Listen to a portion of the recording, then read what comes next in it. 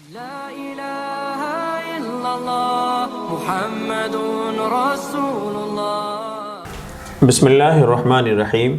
محترم سامعین گرامی، آج ہمارا پروگرام زکوٰۃ کے حوالے سے ہے۔ اس پروگرام کے اندر زکوٰۃ کی اہمیت، فضیلت اور فوائد کو ذکر کیا جائے گا۔ یہ پروگرام رمضان المبارک میں اس لیے مرتب کیا گیا ہے کہ اس ماہ مکرم کے اندر اکثر و بیشتر مسلمان زکوٰۃ کی ادائیگی کرتے ہیں، تاکہ وہ اس پروگرام کے ذریعے سے مزید رہنمائی حاصل کر سکیں اور اس فضیلت کو اچھی طریقے سے حاصل کرنے کے قابل ہو سکیں۔ آج ہمارے پروگرام کے اندر ہمارے مہمان ہیں مولانا فیصل خان صاحب۔ مولانا فیصل خان صاحب، میں آپ سے یہ پوچھنا چاہوں گا کہ اسلام میں زکوٰۃ کی اہمیت کیا ہے اور زکوٰۃ کی فضیلت کیا ہے؟ اس پر آپ ذرا روشنی ڈالیے تاکہ ہمارے سامعین اس سے رہنمائی حاصل کر سکیں۔ آپ کا بہت شکریہ کہ آپ نے مجھے آج اس پروگرام میں مدعو کیا۔ تو زکوٰۃ کے حوالے سے میں کچھ باتیں آپ کے سامنے رکھنا چاہوں گا۔ زکوٰۃ جو ہے وہ اسلام کا ایک اہم رکن ہے۔ قرآن نے جہاں ایمان کا ذکر کیا اور ایمان کے بعد نماز کا ذکر کیا، اور نماز کے ساتھ کئی مقامات پر قرآن نے زکوٰۃ کا ذکر کیا ہے۔ زکوٰۃ ایک مالی عبادت ہے جو انسان کے دلوں کے میل کو چیل کو صاف کر دیتی ہے اور انسان کو اللہ تعالیٰ کا ایک مخلص بندہ بنا دیتی ہے۔ زکوٰۃ ایک ایسی عبادت ہے جو اللہ تعالیٰ کی عطا کی ہوئی بے حساب نعمتوں کا جس میں اعتراف ہے اور اللہ تعالیٰ کے شکر بجا لانے کا ایک بہترین ذریعہ ہے۔ قرآن نے کہتا ہے قرآن کے اگر تم اللہ تعالیٰ کو قرض حسنہ دو گے تو اللہ تعالیٰ جو ہے دگنا تمہیں دے گا اور تمہارے گناہوں کو معاف کر دے گا۔ حالانکہ اللہ کو تو قرض کی ضرورت نہیں ہے، تو یہاں اللہ تعالیٰ نے قرض سے تعبیر کیا کہ جیسے کوئی آدمی کسی آدمی کو قرض دیتا ہے تو واپسی ملنا اس کا یقینی ہوتا ہے، اس کو یقین ہوتا ہے کہ مجھے اپنا قرضہ مل جائے گا۔ تو اللہ تعالیٰ کہہ رہے کہ تم میرے راستے میں دو گے تو میں تمہیں یقیناً واپس کروں گا تمہارا خرچ کیا ہوا۔ ایسا نہیں ہو سکتا کہ تم خرچ کرو میرے راستے میں اور تجھے ملے نہیں۔ اور دوسری جگہ اللہ تعالیٰ کہتے ہیں کہ وہ لوگ جو سونا چاندی جمع کرتے ہیں اور اللہ کے راستے میں نہیں خرچ کرتے، ان کے لیے جو ہے بہت بڑی وعید ہے اور ان کے لیے دردناک عذاب کی وعید اللہ تعالیٰ سنا رہے ہیں قرآن مجید میں۔ ان کو تکلیف دینے والے عذاب کی آپ خوشخبری سنا دیجیے۔ تو کتنی زکوٰۃ کی مثال معاشرے میں مال و دولت کی ایسی ہے کہ جیسے انسان میں کے جسم میں خون ہوتا ہے، اور اگر وہ خون دل میں جمع ہو جائے تو انسان کے سارے اعضاء و جوارے مفلوج ہو جاتے ہیں، اور کوئی اگر تمام اعضاء و جوارے کو دل سے خون ملتا رہے تو تمام اعضاء و جوارے کام کرتے رہتے ہیں، اور اگر وہی خون سارا کا سارا دل میں جمع ہو جائے تو خون کا جمع ہونا دل کے لیے بہت ساری بیماریوں کا ذریعہ بن جاتا ہے۔ اسی طرح مال و دولت کی مثال ہے کہ اگر مال و دولت کسی ایک طبقے کے پاس جمع ہو جائے تو وہ اسی طبقے کے لیے مال و دولت والے کے لیے بہت ساری بیماریوں کا، اخلاقی امراض کا، عریانی کا، عیاشی کا اور بہت ساری آخرت سے بے فکری کا ذریعہ بن جاتا ہے۔ اگر یہی مال و دولت غریب طبقے تک پہنچتا رہے زکوٰۃ کے ذریعے سے، صدقات کے ذریعے سے، تو یہ معاشرے کے اندر رہنے والے غریب لوگوں کے لیے فلاح کا، ان کی معاشی خوشحالی کا ذریعہ بن جاتا ہے۔ تو اسی طرح انسان کے مال و دولت کی مثال ہے جیسے انسان کے جسم میں خون کی ہے کہ خون اگر انسان کے جسم میں برابر ہر عضو کو پہنچ رہا ہے تو ہر عضو کام کر رہا ہے۔ اگر وہی خون انسان کے دل میں جمع ہو رہا ہے تو انسان کے سارے اعضاء جو مفلوج ہو جائیں گے اور وہی خون جو ہے انسان کے لیے بیماری کا ذریعہ بن جائے گا۔ اسی طرح مال و دولت کی مثال ہے کہ انسان کے پاس جو اللہ نے مال و دولت دیا ہے وہ اللہ کی امانت ہے۔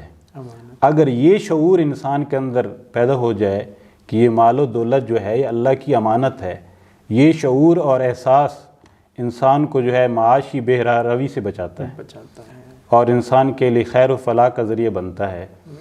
اور انسان جب زکوٰۃ دیتا ہے تو اس کے بہت زیادہ فوائد ہیں۔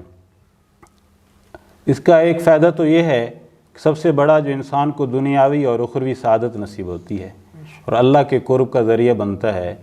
اور دوسرا ایک فائدہ یہ ہے کہ انسان کے اندر جو طبقاتی تقسیم ہے کہ یہ امیر طبقہ ہے، یہ غریب طبقہ ہے، اور غریب طبقے تک جب وہ مال و دولت زکوٰۃ کی صورت میں نہیں پہنچتا، صدقات کی صورت میں نہیں پہنچتا، تو اس کے نتیجے میں بہت ساری نفرتیں پیدا ہو جاتی ہیں مالدار طبقے میں اور غریب طبقے میں، حسد کی صورت میں، حقارت کی صورت میں. اور یہی مال و دولت اگر غریب طبقے تک پہنچتا رہے تو وہی مال و دولت آپس میں غریب اور امیر طبقے کے درمیان محبت کا ذریعہ بن جاتا ہے. اور دوسرا یہ ہے کہ مختلف جگہوں پر رہنے والے حاجت مندوں کی ضرورت کا ذریعہ بن جاتا ہے مال. اور یہ زکوٰۃ کی ضرورت میں جب مال نکلتا ہے تو یہ مسلمانوں کی معاشی استحکام کا ذریعہ بنتا ہے. اچھا مولانا صاحب، آپ ماشاءاللہ بڑی تفصیل سے یہ بتا رہے تھے کہ زکوٰۃ کے فضائل کیا ہیں، فوائد کیا ہیں. میں آپ سے یہ بھی پوچھنا چاہوں گا کہ اگر زکوٰۃ ادا نہ کی جائے تو ایسے مال کا کیا نقصان ہوتا ہے، معاشرتی کیا نقصان ہوتا ہے، اور اخروی اس کے کیا نقصانات ہیں، اس پر بھی آپ روشنی ڈالیے. جی، زکوٰۃ نہ دینے کا آخرت کے اعتبار سے تو نقصان ہے ہی صحیح، کہ اللہ تعالیٰ نے فرمایا کہ وہ لوگ جو سونا چاندی جمع کرتے ہیں اور اللہ کے راستے میں خرچ نہیں کرتے تو یہی سونا چاندی کل جہنم میں تپا کر ان کے پہلوؤں کو داغا جائے گا، پیشانی پر داغا جائے گا اور پہلوؤں کو داغا جائے گا.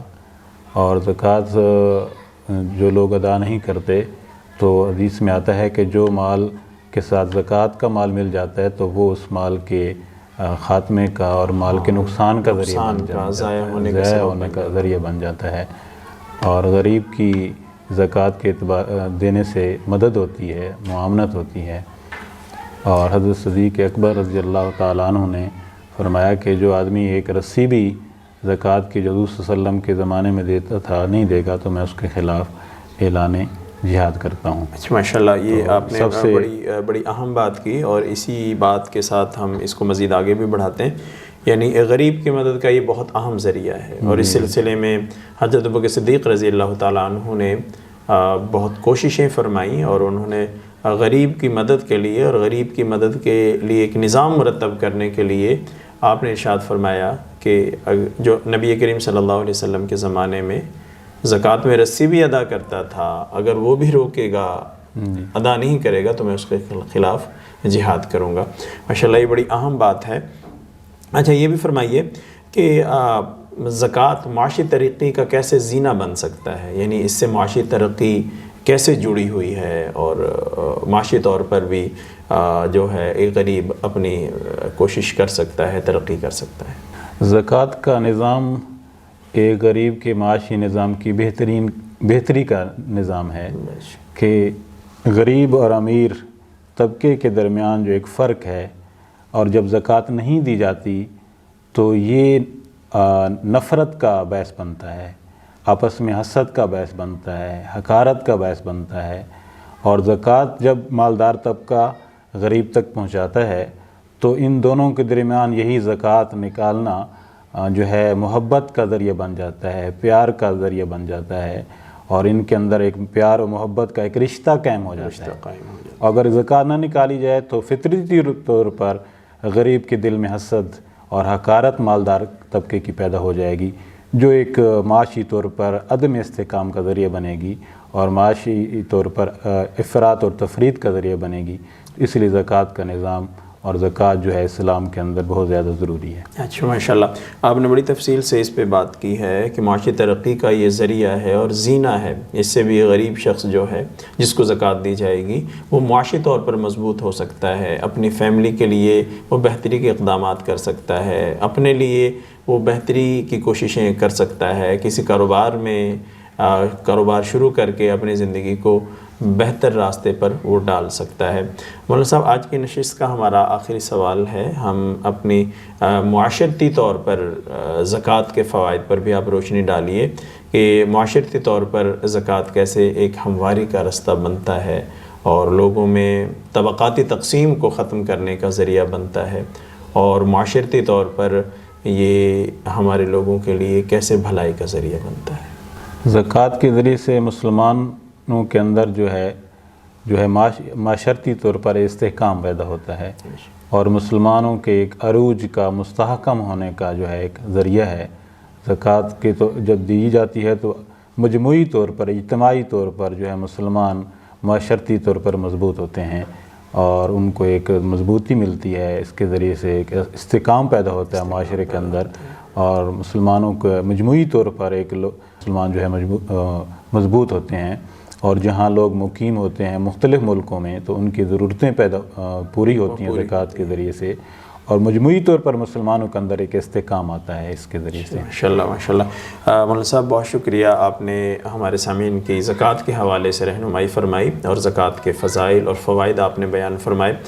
محترم سامعین گرامی، آپ نے سماعت فرمایا زکوٰۃ کے حوالے سے پروگرام مرتب کیا گیا تھا، اور یہ پروگرام ماہ رمضان میں اس لیے مرتب کیا گیا ہے کہ ماہ رمضان کے اندر اکثر و بیشتر مسلمان زکوٰۃ کی ادائیگی کرتے ہیں۔ یہ پروگرام اپنے اختتام کو پہنچا، اور ہمیں امید ہے کہ انشاءاللہ اس پروگرام سے آپ مزید رہنمائی حاصل کریں گے، فضائل کو سمجھیں گے، فوائد کو سمجھیں گے، اور بصیرت کے ساتھ اپنی زکوٰۃ کی ادائیگی کو یقینی بنائیں گے۔ آج کا پروگرام اتنا ہی ہے، ہمیں اجازت دیجیے، ایک نئے پروگرام کے ساتھ انشاءاللہ العزیز دوبارہ حاضر خدمت ہوں گے۔ اللہ حافظ، السلام علیکم ورحمۃ اللہ وبرکاتہ۔ لا إله إلا الله محمد رسول الله